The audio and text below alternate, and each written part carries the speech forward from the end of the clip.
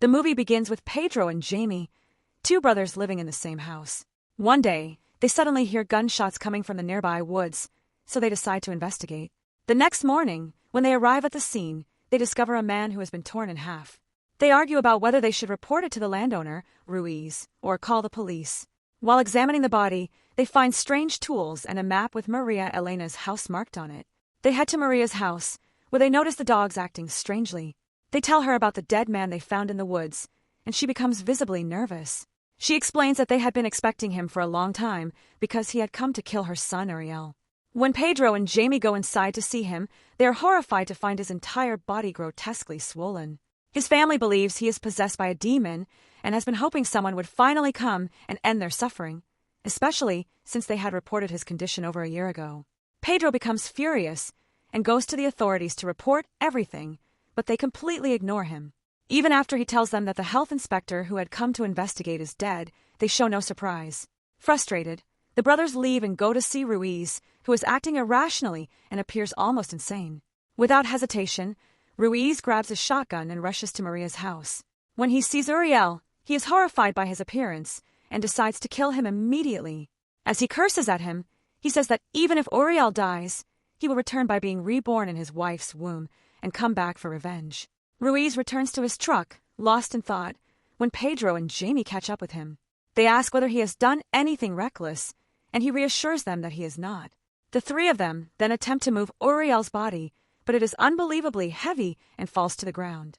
Jamie notices some ammunition nearby and picks it up. Together, they gather all their strength and finally manage to lift Uriel into the truck. They drive a long distance away from Ruiz's property, hoping to leave Uriel far from the area. Along the way, a young boy suddenly appears in the middle of the road. Ruiz swerves to avoid hitting him and continues driving. However, when they finally reach their destination, they realize that Uriel has fallen out of the truck while they were avoiding the child. Ruiz decides they should not go back, believing they are now far enough away to be safe.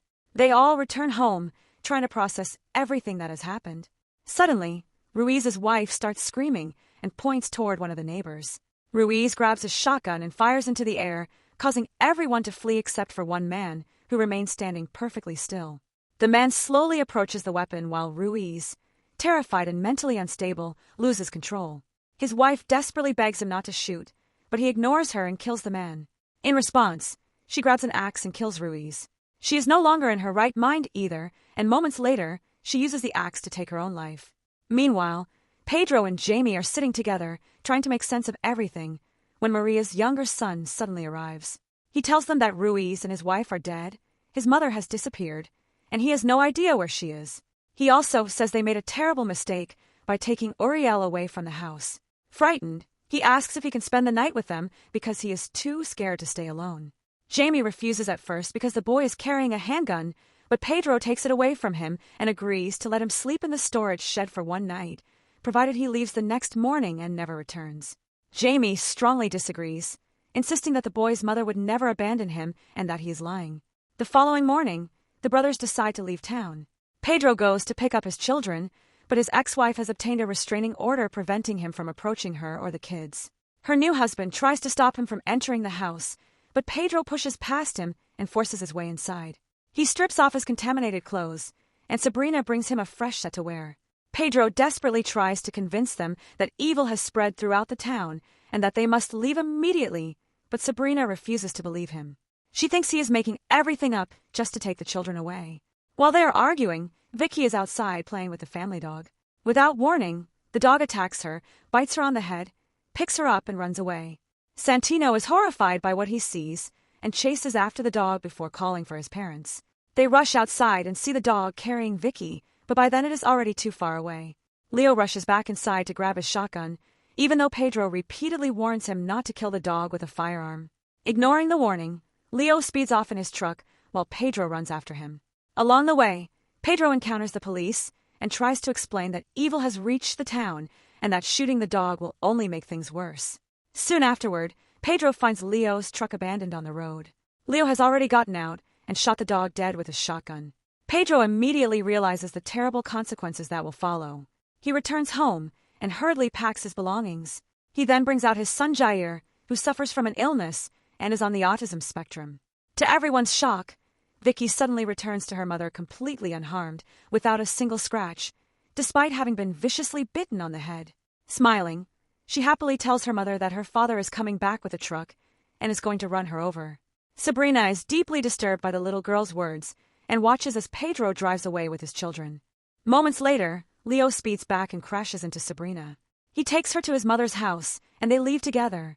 Confused, she cannot understand how the children are suddenly with them, but Leo tells her he will explain everything later. During the drive, they tell her about the evil force, and she explains that there are 7 strict rules they must follow to keep it from entering their minds and taking control of them.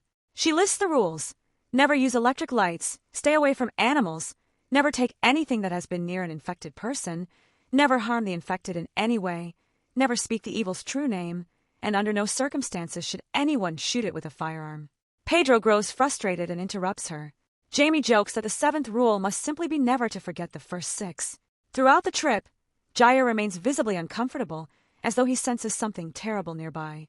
The group stops at a small store, so Pedro can buy the ice cream he promised the children. Unfortunately, he does not have enough money, so he buys something else instead. Jair becomes increasingly upset, making loud noises and refusing to calm down because he wants the treat his father promised him. Suddenly, Sabrina calls Pedro's mother's phone. Jair snatches the phone from Santino's hand, steps into the middle of the road, and answers it.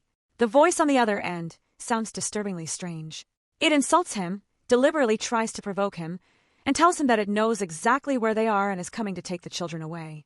Pedro breaks down in tears and smashes the phone.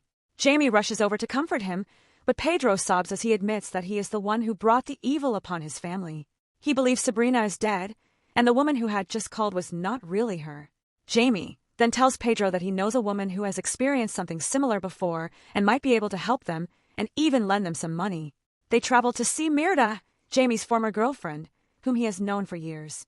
They explain that they have witnessed the evil with their own eyes and are terrified, but Mirda does her best to reassure them. That night, everyone goes to sleep, but Pedro stays in the truck with Jair because the boy can't fall asleep. Pedro looks at the picture that always comforts Jair, showing several people standing beside the sun. He closes it and eventually drifts off to sleep. A short while later, Sabrina arrives with her hands covered in blood. She approaches the truck window, where Jair is sitting, frightening him so badly that he begins making loud noises. She then walks inside and takes Santino. His grandmother initially believes his mother has returned, but the moment she sees Sabrina's face, she is horrified.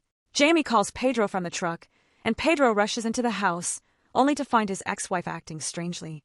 Suddenly, she jumps off the balcony while holding Santino. Pedro runs after her, but she vanishes without a trace. Pedro returns to the truck and finds it covered in blood, although Jair is still inside. He asks Jamie to bring flashlights, even though using electric lights is forbidden when dealing with demonic possessions. Jamie brings them anyway. As Pedro walks away, Mirda comes outside and tells Jamie to stay focused. She explains that the evil has entered Jair. After examining his hand, she realizes the evil is feeding on him. She tells Jamie to bring Pedro inside because they have no idea what kind of evil they are dealing with. Once inside, Mirda explains that the demon controls people through their minds. She also reveals the 7th rule, never fear death. Then she tells Pedro that Sabrina came and took Santino because she exploited his fear of losing his children. She urges him to forget about Santino because he can no longer be saved. Their top priority now is finding Uriel and killing him before the evil is reborn. She explains that this stage is known as the birth, and that the evil has already released its essence. It may soon be born into a new body, so they must destroy it as quickly as possible. Mirda scolds them for acting foolishly by transporting someone they already knew was possessed. Afterward, everyone heads toward the town in separate vehicles. Before leaving, she warns Jamie that the entire town is now without power, meaning something terrible has happened, and tells him to stay alert. Mirda rides with Pedro and tells him about her own past. Years ago, she and her husband discovered a possessed man, but they had no idea what they were dealing with until he returned and slaughtered everyone, including the family living next door. He even devoured their bodies. Later, they encountered a secret group that taught them how to destroy the evil before its rebirth. Mirda spent 12 years doing exactly that before abandoning everything she owned, because the only way to leave the evil behind was to walk away without taking anything from her past. She wonders what will happen if the evil manages to enter Jamie's mind, and why it destroyed the entire town just to reach her. Pedro asks why it kidnapped his son instead of coming after her. She answers that it's because Pedro is the one ruled by fear. Meanwhile, the grandmother is sitting alone in the house when she is shocked to see Jair walking toward her. He speaks calmly and asks her to prepare some food and something warm to drink because he feels cold. While driving through the road leading to the woods, Pedro suddenly spots Sabrina walking ahead. He drives toward her and hits her with the truck, only to discover that she is eating Santino's dead body, feeding on his head. The horrifying sight devastates Pedro. He accelerates toward her in panic, but loses control of the truck and crashes into a tree. Later, Pedro reaches the edge of town and wants to continue, but Mirta notices the school sign and immediately realizes the evil must be there. She explains that it loves children, and children are naturally drawn to it. When they arrive at the school, they see dozens of children standing completely motionless inside the building, almost like statues. Someone appears to be watching over them. Pedro and Mirta enter and ask the children where Uriel is, but none of them answers. One little girl behaves strangely, and it quickly becomes clear that she is controlling all the other children. Mirta is forced to step outside because she cannot stand the overwhelming smell, while Pedro is confused because he cannot smell anything at all.